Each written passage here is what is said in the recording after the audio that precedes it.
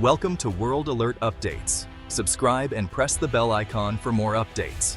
The world watched as Chinese Coast Guard vessels blasted a Philippine supply ship with water cannons near the BRP Sierra Madre, a rusted outpost at Ayungin Shoal. This was no minor skirmish. It was a direct challenge to Philippine sovereignty in one of the world's most vital waterways. The images were unforgettable. A small Philippine boat battered by torrents of water, its crew struggling to hold their ground. These confrontations are part of China's calculated strategy to dominate the South China Sea, overlapping the exclusive economic zones of several Southeast Asian nations. Every supply run to Ayungin Shoal is now a high-stakes test of resolve, a David versus Goliath struggle. The Philippines, with its underfunded navy and aging ships, has long been outmatched by China's modern fleet. The recent water cannon attack was a painful reminder of this vulnerability and the urgent need for a credible deterrent. The question in Manila: how can we stand up for ourselves? Enter Japan. In a move that's shaking up regional security, Tokyo has announced the transfer of fully armed Abukuma-Class destroyer escorts to the Philippine Navy. This isn't another hand-me-down patrol boat. These are real warships, complete with missiles, torpedoes, and advanced sensors. Missiles, torpedoes, advanced sensors. The news landed like a thunderclap from Washington to Beijing. It signals a profound shift in alliances and a new chapter in the South China Sea saga. For the Philippines, this is more than hardware. It's a lifeline. The balance of power is shifting, and the world is watching. China's ambition to dominate the Asia-Pacific has never been clearer. The People's Liberation Army Navy now boasts more ships than the U.S. Navy, including aircraft carriers, destroyers, and submarines. Artificial islands, bristling with missiles and radar, have turned reefs into military outposts, allowing Beijing to control vast swaths of the South China Sea. China's maritime militia and Coast Guard harass neighbors, block fishing grounds, and challenge oil exploration. The Philippines has been on the front line, even winning a landmark legal victory in The Hague, one Beijing simply ignored. Since then, China has only ramped up its pressure, defying international law and intimidating its neighbors. This assertiveness has set off alarm bells across the region. Countries from Vietnam to Australia see China's actions as a threat to sovereignty and the rules-based order. The era of hoping the problem would go away is over. Now, nations are seeking new partnerships and building up their defenses. The dragon's shadow has grown too large to ignore. The region is preparing to push back. Japan's decision to transfer fully armed Abukuma-class destroyers to the Philippines is historic. For decades, Japan's constitution limited its military to self-defense and banned arms exports. This transfer shatters that precedent. These ships will arrive with their missiles, torpedoes, and cannons intact. It's a clear sign that Japan is stepping up to defend regional security and support its allies. As an island nation dependent on maritime trade, Japan can't afford to let the South China Sea fall under hostile control. By arming the Philippines, Japan is practicing forward defense, helping an ally hold the line and protecting its own interests without direct confrontation. This move sends a powerful message to Beijing. Aggression is uniting the region against you. The era of divide and conquer is ending. The Japan-Philippines partnership is a model for a new, resilient Indo-Pacific security network. Countries are no longer relying solely on the U.S. They're building their own alliances. The balance of power is shifting, and Japan is leading the way.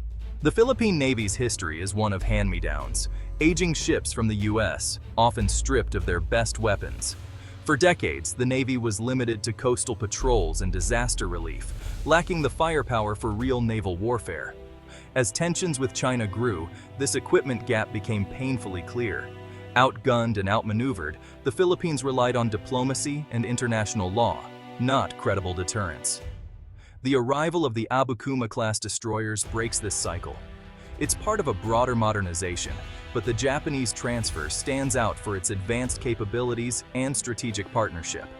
This isn't just new steel, it's a complete weapons system and the backing of a major regional power. For Filipino sailors, it's a massive boost to morale and a symbol of a new era.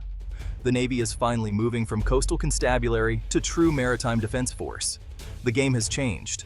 The Abukuma-Class destroyer is a genuine warfighter, designed for anti-submarine and anti-surface warfare.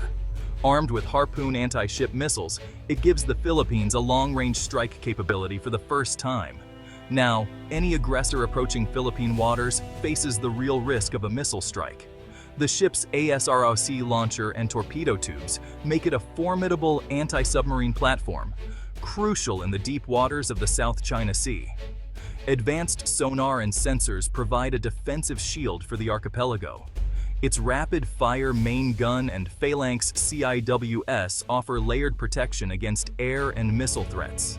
For the Philippine Navy, this is like upgrading from a propeller plane to a modern jet fighter overnight. It's a credible, multi-layered defense capability they've only dreamed of. Until now. The Abukuma is more than a ship. It's a force multiplier. It changes the tactical calculus in the region, and it puts potential aggressors on notice. The Abukuma-Class marks a turning point for the Philippine Navy, from Coast Guard duties to real naval deterrence. With Harpoon missiles, a single ship can create a no-go zone for adversaries. Chinese captains must now consider the risk of escalation and the threat of a missile strike. This is the essence of deterrence, making the cost of aggression too high. The Philippines can now proactively defend its exclusive economic zone, escort supply missions, and protect its fishermen. Advanced sensors provide vital maritime awareness, enabling a more assertive defense of sovereign rights. This upgrade will drive broader modernization, new training, logistics, and integration with air and coastal defenses. The Abukuma is a catalyst for transformation, forcing the Philippines to think and act like a modern military power. It's a shift from passive victim to active defender. The stakes in the South China Sea have changed. The Philippines is no longer just reacting. It's ready to deter. The region is watching, and so is Beijing. The Abukuma-Class doesn't make the Philippines a match for China's Navy, but it changes the game.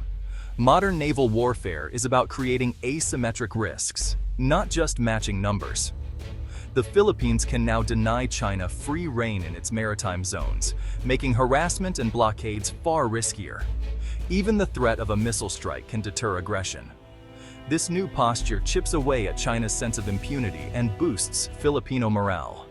It signals to the world that the Philippines is serious about defending its sovereignty. For China, it's an unwelcome complication, forcing more resources and caution in every encounter. The risk of escalation is real, and every action now carries higher stakes. The strategic balance is shifting, one ship at a time. The message is clear. The Philippines is no longer a pushover. Japan's move to arm the Philippines is part of a bold new defense strategy. Tokyo is reinterpreting its pacifist constitution, boosting defense spending and strengthening alliances. The Abukuma transfer is a direct response to China's growing threat. Japan knows its own security depends on a stable region. If the Philippines is destabilized, Japan is at risk. By helping Manila, Japan is building a buffer and securing vital sea lanes for its own economy. This is pragmatic security, not charity. Japan is stepping up as a leader, working with the US, but also forging its own path. By arming the Philippines, Japan is building a more resilient regional security network. The samurai has drawn its sword, not for conquest, but to defend a rules-based order. Asia's security landscape will never be the same. The Japan-Philippines warship deal is part of a new trend, a flexible, overlapping web of security partnerships across the Indo-Pacific. This isn't a formal military bloc, but a latticework of alliances based on shared values and concerns about China's ambitions. The Quad, AUKUS, and new bilateral ties are creating collective resilience. An attack on one is now a concern for many, raising the cost for any aggressor. China's harassment of the Philippines is no longer a bilateral issue. It draws in Tokyo, Washington, and Canberra. This collective pushback makes it harder for big powers to bully smaller neighbors. The future of security in Southeast Asia is cooperation, not isolation. The Abukuma transfer is a brick in the fence of regional unity. Nations are taking security into their own hands and doing it together. In the face of great challenges, unity is the region's greatest strength. The Indo-Pacific is drawing a line this far and no further.